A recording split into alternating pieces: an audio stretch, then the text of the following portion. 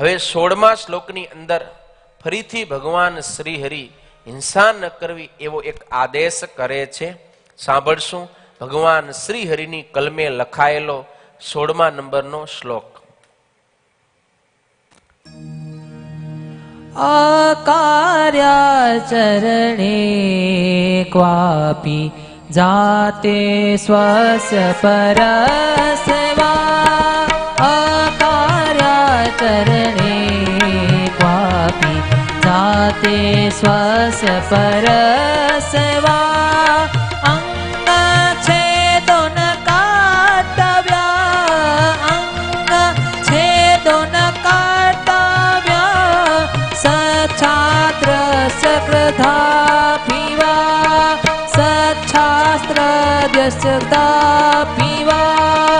અકાર્યાચરણે ક્વાપી જાતે સ્વસ્ય પરસવા.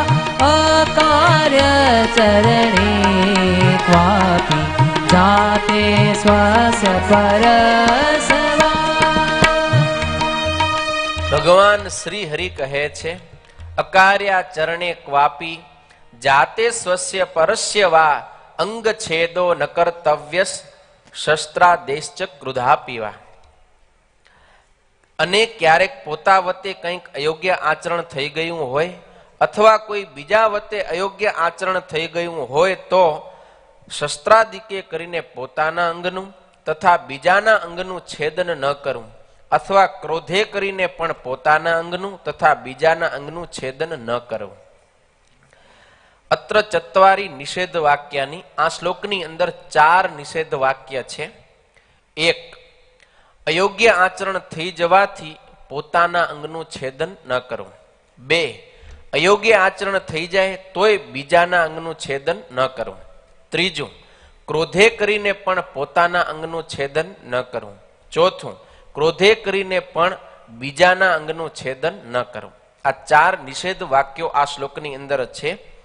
સતાનંદ સ્વામી આ શ્લોકની વ્યાખ્યા કરતા આપણને સમજાવે છે કે કોઈ પણ પ્રાણી માત્રની ક્યારેય હિંસા ન કરવી જોઈએ. એમ જે ભગવાન શ્રી હરિએ આદેશ કર્યો છે એવી જ રીતે કોઈ પણ પ્રાણીના અંગનું છેદન પણ ન કરવું જોઈએ.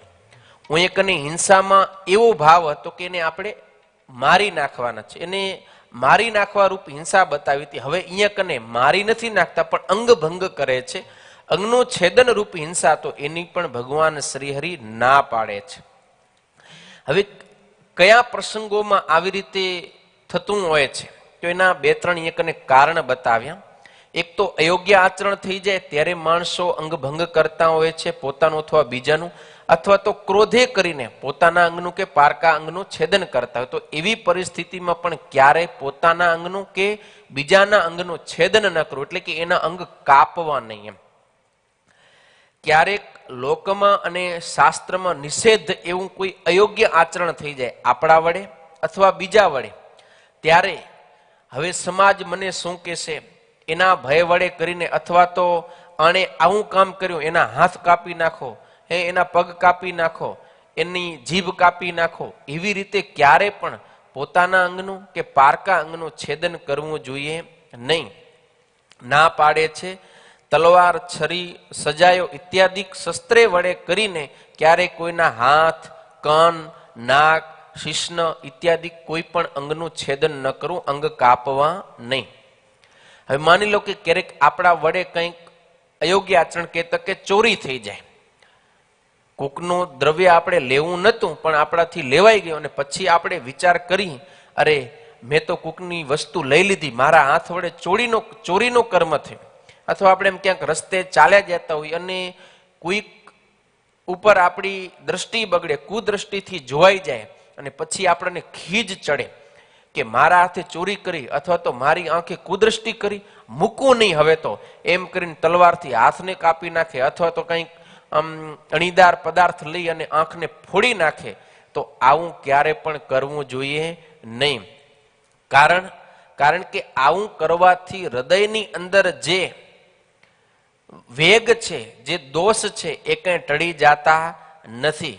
આ તો એક આવેગમાં આવી અને માણસે હાથ પગ કે આંખ ફોડી નાખ્યા, એણે કરીને એ પુરુષ કઈ ઇન્દ્રિયને જીતી નથી લેતો કે હવે એની દ્રષ્ટિ ક્યારે કોઈના ઉપર ખરાબ નહીં થાય કે એનું મન કોઈ દી કોઈના પ્રત્યે ખરાબ ભાવ નહીં કરે, એવું નહીં થાય. કારણ કે આપણી ઇન્દ્રિયો છે ને એ મન વડે પ્રેરાય છે.